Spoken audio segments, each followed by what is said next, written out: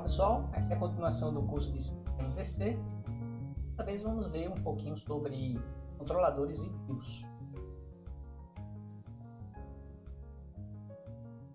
Bem, aqui nós temos novamente o ciclo de Request Response tratado pelo Framework Spring. Vocês veem aí que a seta de cima ela representa o request, né? E esse request ele é atendido pelo front controller. Esse front controller, por sua vez, pode criar um objeto model, caso o seu controller específico precise. E aí nós vamos implementar um controller chamado home controller. Esse home controller, o que ele vai fazer basicamente é enviar você para uma página chamada main. Aqui está errado, tá JSP, mas a gente já está usando TimeLeaf, então ela vai ser main.html.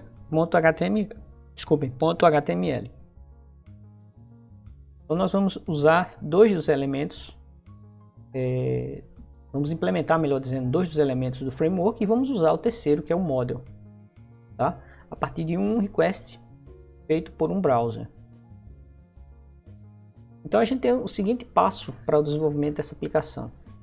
Depois da gente criar o projeto, obviamente, eu vou deixar na descrição desse vídeo o link para o Bitbucket do projeto que nós vamos desenvolver aqui. Como eu não tenho ainda um Artifactory do Maven para gerar um projeto com o Spring, então eu sugiro que vocês sempre façam, criem um novo projeto da forma que vocês estão habituados a fazer para o JSF e retirem a parte de informações do JSF. Retirem o arquivo beans.xml, que não precisa dele.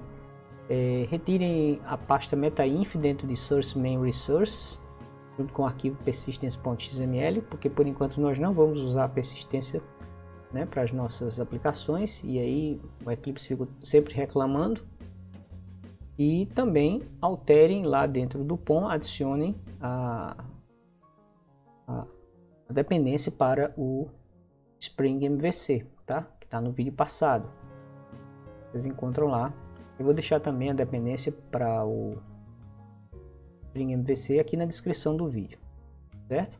Então, com esse projeto pronto e configurado, a gente precisa criar uma classe para o controller. Quando eu falo configurado, eu estou me referindo também àquelas duas classes de configuração que nós vimos no vídeo passado. Tá? A classe que configura o Servlet Handle e a classe que configura o Spring MVC especificamente para a sua aplicação, tá? Detalhes do Spring MVC que são referentes à sua aplicação especificamente. Então, uma vez que aquelas classes de configuração estejam prontas, o projeto esteja pronto, as dependências do Maven estejam prontas, você tem esses 5 passos aí para implementar a aplicação. Vai criar uma classe para o seu controller. Vai implementar um método do controller que atenderá a requisição. Vai adicionar um request mapping ao método do controller. Esse request mapping é uma anotação específica do Spring. E esse método ele vai simplesmente retornar o nome de uma view. E aí a gente vai implementar essa view. Vamos colocar uma view bem básica, vamos começar bem simples.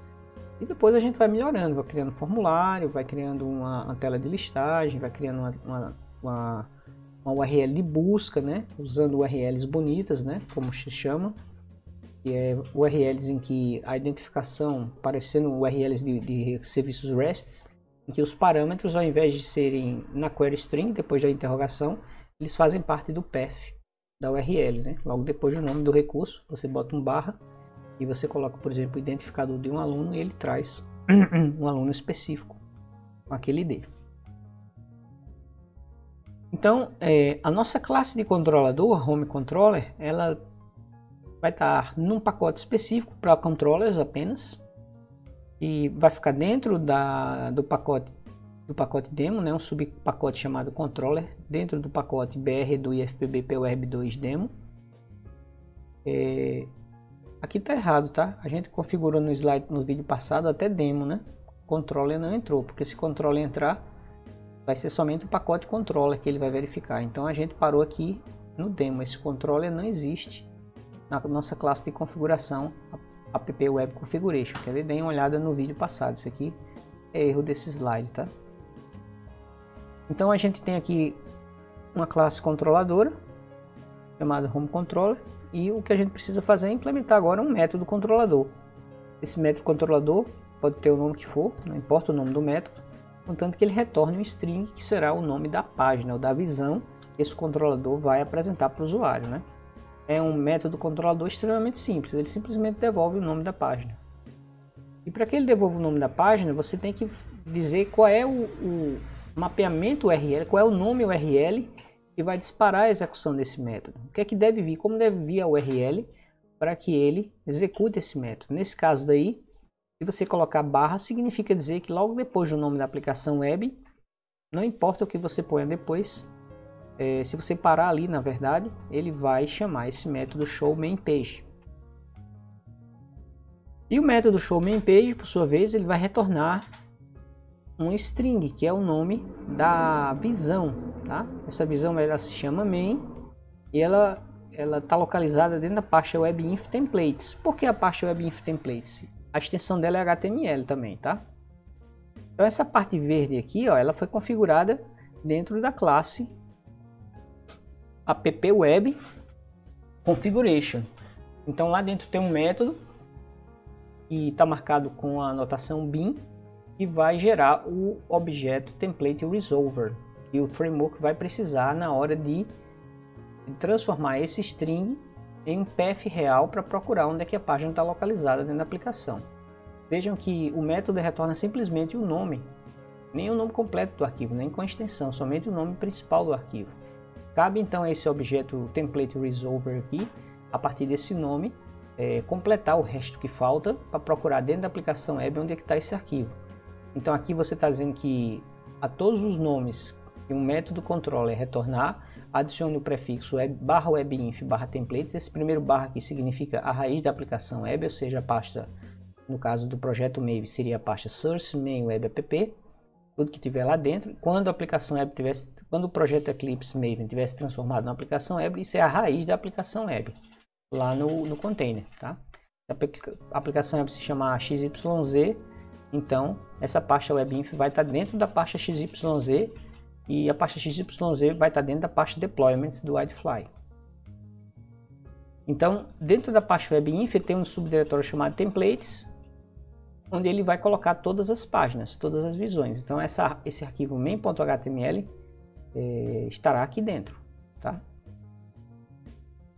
E o que é que a página tem? De início ela não tem nada de novo, a menos esse namespace que foi adicionado aqui com o prefixo th, que referencia o TimeLeaf, ó, http timeleaf.org, www.timeleaf.org, né? O restante é tudo HTML, ó, a gente não usou nada nessa primeira página de TimeLeaf, exceto preparamos a página já para que ela pudesse usar alguma coisa do TimeLeaf.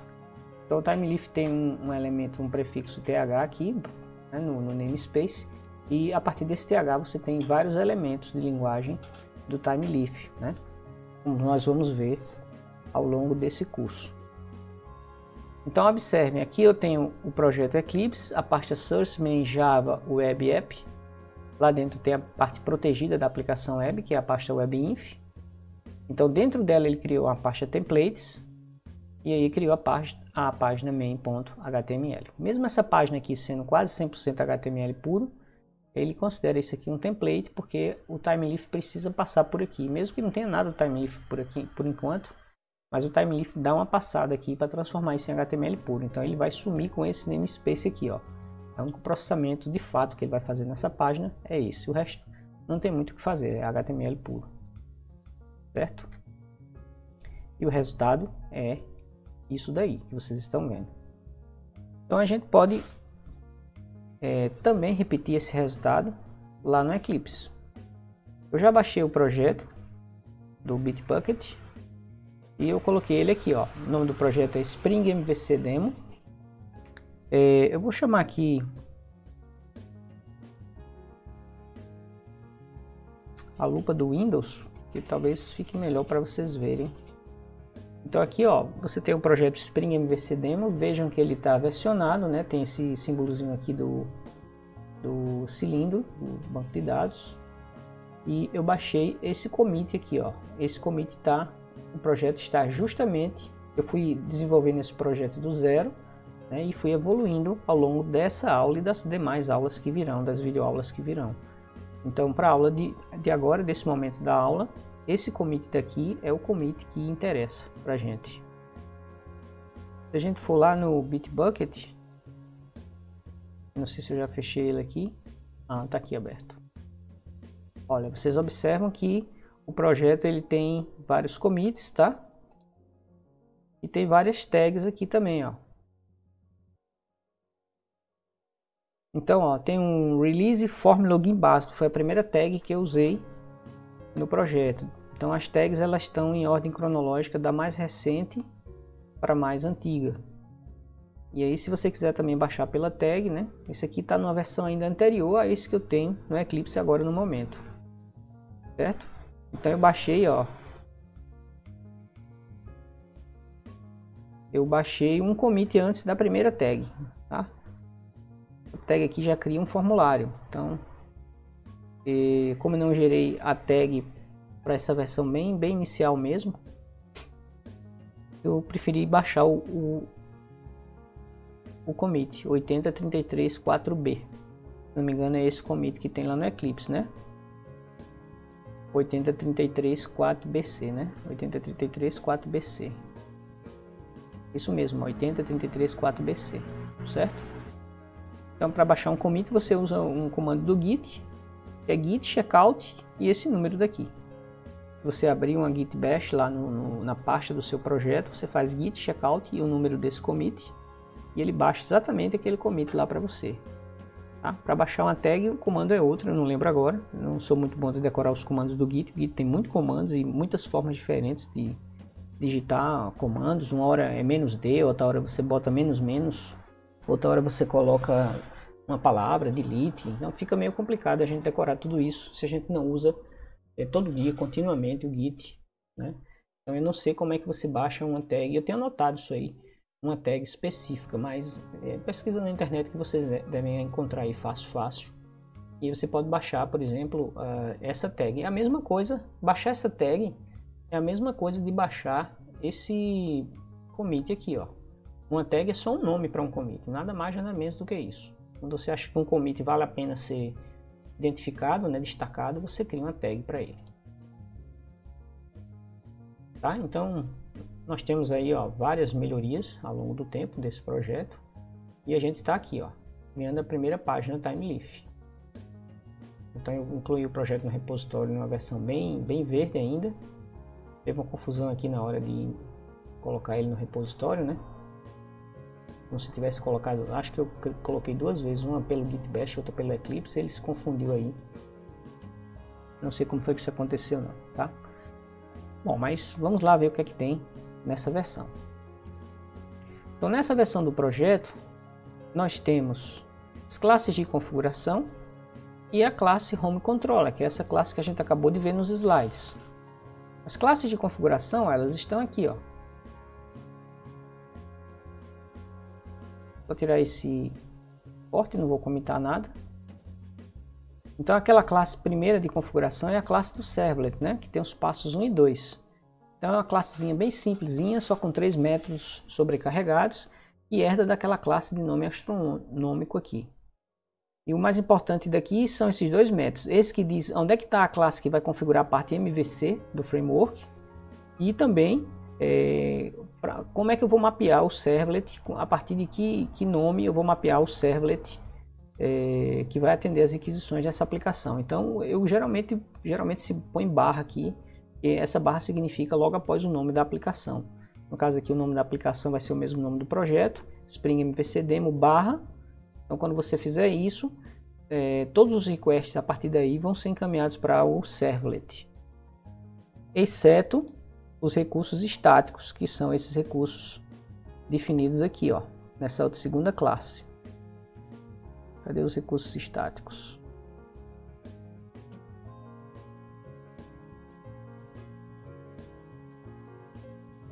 Aqui eu não tinha configurado ainda os recursos estáticos. Essa realmente é uma versão muito inicial ainda, né? Ainda tem coisas para serem feitas aqui, tá? Nessa classe app web configuration. ela ainda não está configurando os recursos estáticos, que é aquela pasta Resources. Vejam que ele não tem uma pasta Resources dentro da pasta Web App, ó. Aliás, já tem, né? Eu já tinha criado a pasta Resources, mas essa pasta daqui não está sendo servida de forma estática. Ela passa pelo servlet para poder o servlet devolver essa imagem. Ok? Eu encontrei até um problema que eu estava usando uma annotation de forma errada e não estava funcionando o serviço estático desses recursos. E eu cheguei até a mudar o nome dessa imagem. Ela começa com Spring Logo, depois ela vira logo ao longo dos commits aí. Então fiquem atentos para esses detalhes aí, tá?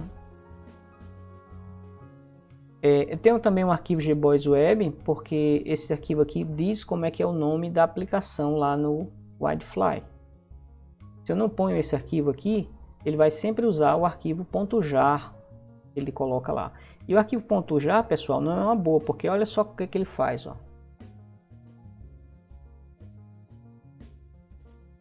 Aqui você tem standalone deployments e olha só, ele coloca aqui, ó, Spring MVC demo 0.0.1.snapshot. Então você tem que digitar tudo isso aqui na URL.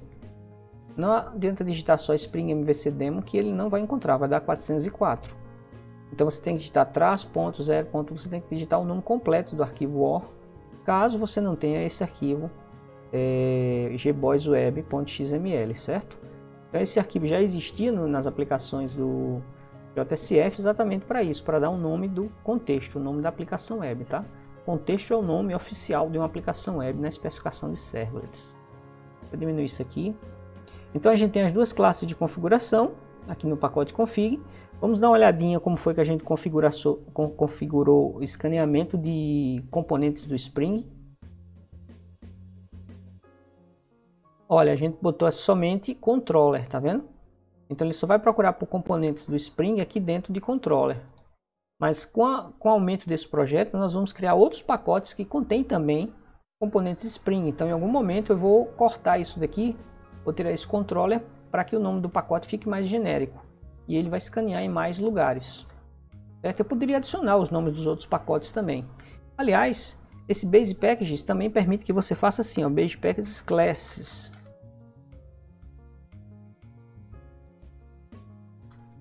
No caso do Base Package Classes, você tem que passar o nome das classes. Então, nesse caso aqui, você teria que passar o nome da classe. Qual é o nome do controller lá? É Home Controller, né? Você faz assim, ó, homecontroller.class, Ctrl Shift O, e ele, qual a diferença disso para o outro, né?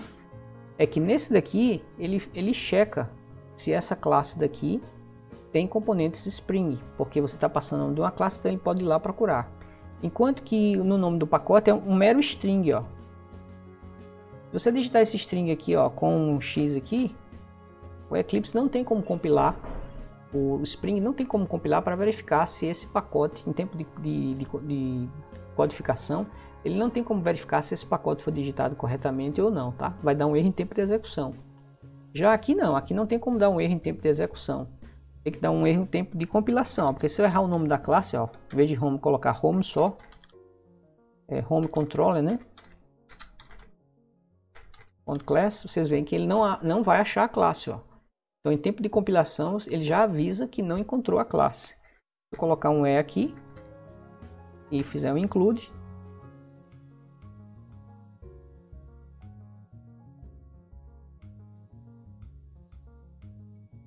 controller não, né? Controller.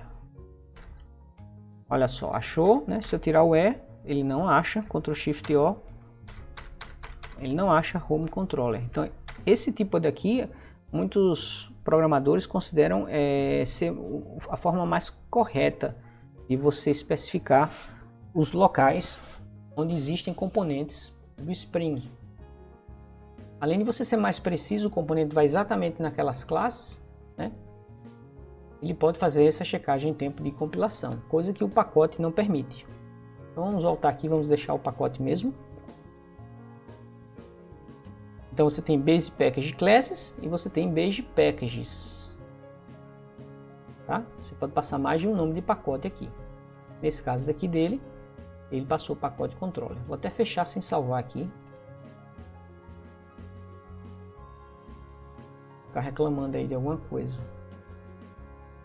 Ué, eu não voltei?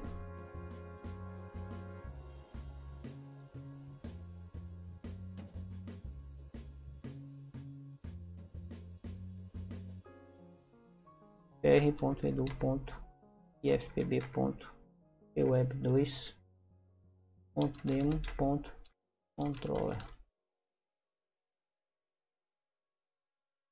Então vejam, né? Se eu botar aqui, ó, digitar errado aqui, ele não tem como checar, certo? Vou salvar aqui, ó.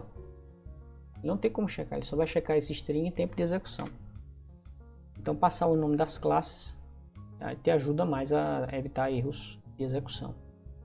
Então aqui dentro do pacote controller ele está dizendo que tem um componente Spring. Vamos ver que componente é esse. É o nosso controlador home. Nosso controlador home ele é indicado, ó, ele é realmente o componente do Spring, ou seja, é uma classe que o Spring vai gerenciar quando ele precisar dela, no caso quando for atender o request.